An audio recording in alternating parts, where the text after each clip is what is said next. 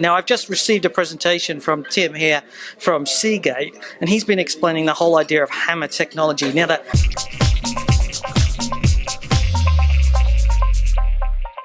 the life of the hard disk drive has still got legs, right? We've always thought that the current generation is where it's going, and we've been talking about the HAMR technology as creating the successor. Soon are we going to see this technology come out?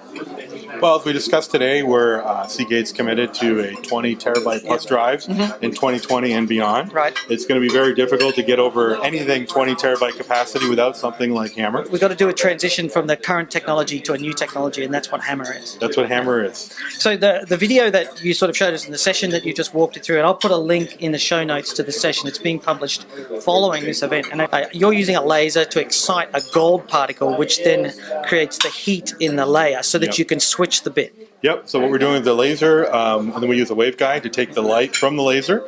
We, as you said, that hits a particle, usually gold is what we've talked about in the past, and that laser light is turned into something called a surface plasmon, and that surface plasmon travels down that gold particle and heats the media, and the size of the spot that we heat determines what the areal density will be for HAMR. It's a really fascinating piece of technology. So it's a real change from the way we used to magnetize something, use a head, we just magnetize it, and we made advances in the speed of writing, switching that magnet on and off. So what we do today is that we have a magnetic recording head just like in perpendicular, and what that does is it sets the direction of the bits, so if I'm writing a 1 or a 0, and what I do is I use those surface plasmons and that NFT to heat the media, and when I'm done heating the media, as it's cooling, I set the direction with that magnetic writer. Cool. So we're building on top of the decades worth of know-how and technology we already have with HAMR, and as you said, HAMR is the next step. It's the thing that's coming after PMR, which will allow us to continue growing areal density.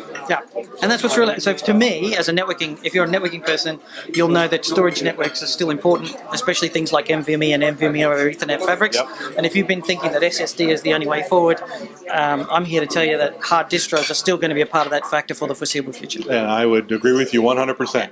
You take a picture or video and you put it in the cloud, I guarantee you that's going to a hard drive. So if you want to see more about this technology, follow the link below to the A3 Tech, where you can see this guy banging on for the better part of 35, 40 minutes and actually explaining why this actually works. I'm convinced for the first time in a long time, storage may actually be doing something a little bit modern and really fancy. Oh, thank you. I'm glad you enjoyed the talk.